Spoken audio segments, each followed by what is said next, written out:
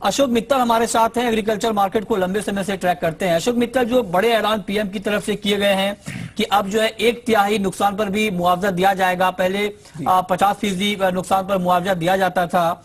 क्या इस तरह के कदम किसानों की बेहतरी के लिए आप काफी मानते हैं और आपको लगता है कि जो फार्मर सेंटीमेंट देश में काफी डाउन हो गया है, किसानों के हालात काफी खराब हो गए हैं, पिछले 2 साल से लगातार सूखे की मार किसान झेल रहे हैं, उनके ऊपर इन ऐलानों का एक बड़ा फर्क पड़ेगा या फिर आपको लगता है कि पीएम ने जो ऐलान किया है किसानों के लिए, इससे किसान बहुत ज्यादा खुश होने वाले नहीं?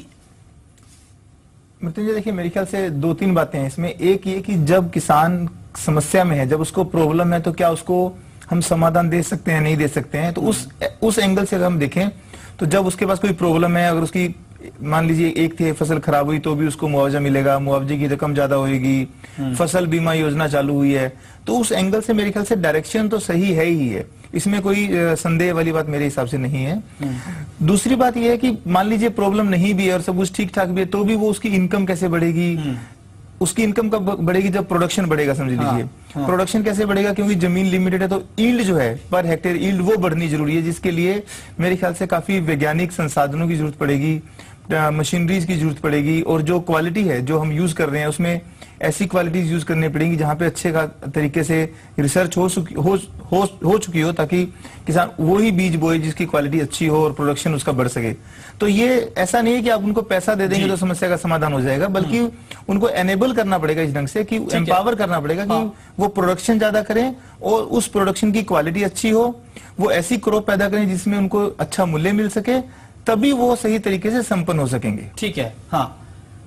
लेकिन एक महत्वपूर्ण अपडेट ये भी है कि फसल बीमा योजना की शुरुआत की गई है और इसका प्रचार प्रसार काफी बड़े पैमाने पर किया गया था और जनवरी में पीएम ने इसको लॉन्च किया था। अब तक करीब 20% किसानों का बीमा हुआ है। क्रॉप इंश्योरेंस की बात लगातार इस देश में होती है। अशोक मित्तल, क्या आपको लगता है कि क्रॉप इंश्योरेंस को लेकर जो पीएम ने ऐलान किए हैं, जो कदम उठाए हैं, ये पर्याप्त है या फिर आपको लगता है कि क्रॉप इंश्योरेंस के मामले में और भी बेहतर कदम की जरूरत है, क्योंकि ये किसानों की एक बेहद महत्वपूर्ण जरूरत बन चुकी है? देखिए, इंश्योरेंस स्कीम्स जो है वो डेफिनेटली फायदे के लिए हैं, लेकिन वो अगेन तभी काम आती हैं जब हमें लगता है कि कोई समस्या है या प्रॉब्लम है। जी। अगर आप देखेंगे कि क्रॉप इंश्योरेंस कब आएगा? जब क्रॉप फेल हो जाएगी या क्रॉप में कुछ नुकसान हो जाएगा, तब जाके उसको वो फायदा मिलेगा। और मेरा ऐसा मानना है कि बहुत बड़ा तबका जो फार्मर्स का है, उनको इंश्योरेंस करवाना, उसका प्रोसेस समझना, उसके प्रोसेस को फॉलो अप करना, मतलब थोड़ा सा मुश्किल लगता है जब तक कि वो काफी ऐसे सिंप्लीफाइड ना हो, ताकि उनको जल्द से जल्द राहत मिल सके, पैसा मिल सके जिस समय पे जरूरत हो उनकी। ठीक है, हाँ। तो मेरे ख्याल से उनको जिस ढंग से ज्यादा अगर जानकारी दी जाए इन प्रोडक्ट्स के बारे में, तो ज्यादा जल्दी उसका वो बेनिफिट ले पाएंगे। हमारा कम रखा गया है। लेकिन अशोक मित्तल, आप चूंकि मंडियों को समझते हैं अच्छी तरीके से, क्या ई मंडी से जो मंडियों की खामियां हैं, जो मौजूदा खामियां हैं, वो दूर हो रही हैं, दूर होंगी आगे? देखिए, लास्ट टाइम जब ई मंडी लॉन्च हुआ था तभी हमने बात करी थी, और अभी अगर उसको देखेंगे तो ये जस्ट अभी लॉन्च हुआ ही है। तो एक्चुअल रिजल्ट तो हमें जब लार्ज स्केल पे हो जाएगा और फार्मर्स पार्टिसिपेट करेंगे तब पता चलेगा।